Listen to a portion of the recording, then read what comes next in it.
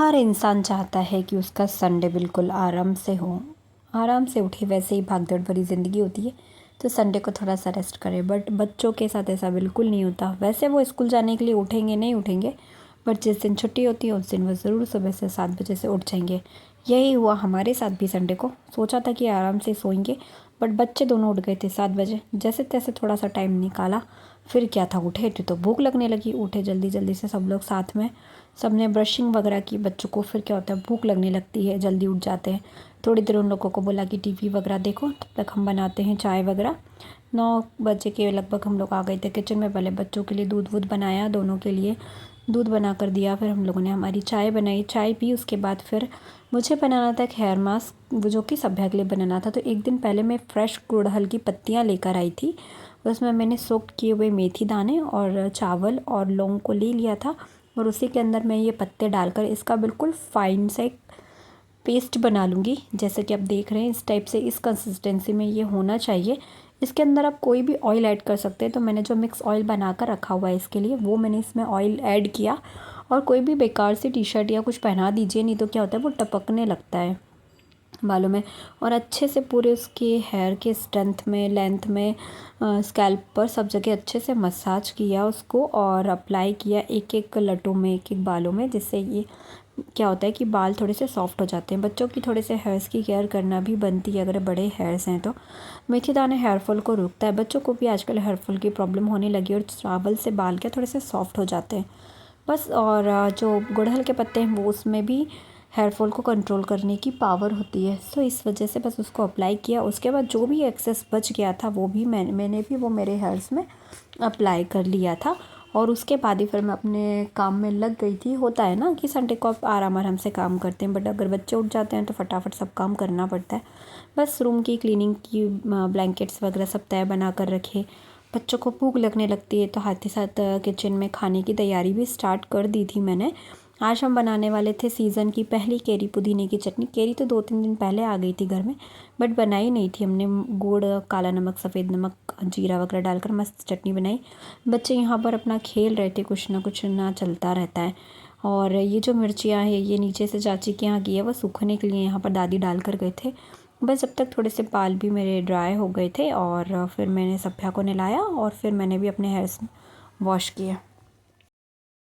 कैसे हैं आप लोग? आई होप सब ठीक होंगे। और आज संडे है और अब करीब 1 बज गई है, और आज अभी तक ना हम लोग फ्री नहीं हुए। और होता है हम संडे को फ्री होते ही नहीं है। ये लोग करें कटिंग करवाने दोनों, तो ये आएंगे तब खाना होगा इनका। बाकी सब लोगों ने तो खा लिया है।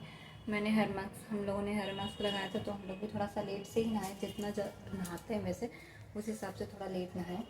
खाना वाना सबका हो गया है, बस किचन वगैरह भी सब कुछ क्लीन कर दिया, सब कुछ क्लीन कर दिया। आज कमरकंद की सब्ज़ी बनी, तो वो तो मैं खाती नहीं, मैंने आपको पहले भी बताया। तो बस मैं अपने लिए दाल राइस ले जा रही हूँ। और आज हमारे यहाँ बनी है केरी और पुदीने की चटनी, बहुत पसंद है मुझे। तो बस वही खाते हैं दाल राइस, और फिर मिलते हैं। रूम में आई जल्दी से, फिर मैंने दाल राइस खाया। और मुझे ना केरी पुदीने की चटनी, जाम की चटनी, मतलब इस टाइप की चटनियाँ जो होती है ना, पसंद रहती है। बस मैं खाना खाकर फ्री हुई थी, इतनी देर में ये लोग भी आ गए थे। तो बस इन्होंने जल्दी से काना को नहलाया और बाहर भेजा। बड़ी मुश्किल से उसने कटिंग करवाई है। कम से कम 2-2.5 महीने से हम सोच रहे थे कि करवाना है, मतलब 2 महीने हो गए ऑलरेडी कटिंग को। फिर इन लोगों ने, सब लोगों ने फिर से खाना खाया। सब एक बार खाना खा चुकी थी उसके दादू के साथ, पर उसे टाइम हो गया था, 11 बजे के लगभग खाया था। और अभी करीब 2, सवा 2 के लगभग समय हो रहा था। तो इन लोगों के साथ में दोनों बच्चों ने खाना खाया। फिर हम लोगों ने थोड़ी देर मैच देखा, और खाली दाल राइस खाए थे ना, तो मुझे लगने लगी थी फिर से भूख। तो फिर हम लोगों ने भेल बनाई। काफ़ी दिनों से बच्चों को भी भेल खाना था, थोड़ी सी भेल बनाई। थोड़ी बहुत ही खाई, मुझे इतनी पसंद नहीं आई थी, थोड़ी सी तीखी हो गई थी भेल। और बच्चे अपना ना कुछ ना कुछ ऊटपटांग खेल खेलते रहते। काना सोकर भी उठ गया था, और ये देखिए सॉरी, सभ्या इनके शर्ट और मेरा स्वेटर पहनकर खेल रही है। फिर बस थोड़ा सा रेडी हुए, सोचा बाहर कहीं चले जाएंगे, बट फिर का सभ्या की पढ़ाई कंप्लीट नहीं हुई थी, तो हम कहीं नहीं गए। फिर रेडी हुए थे तो थोड़ी देर छत पर आ गए, कुछ वीडियोज़ वगैरह बनाए।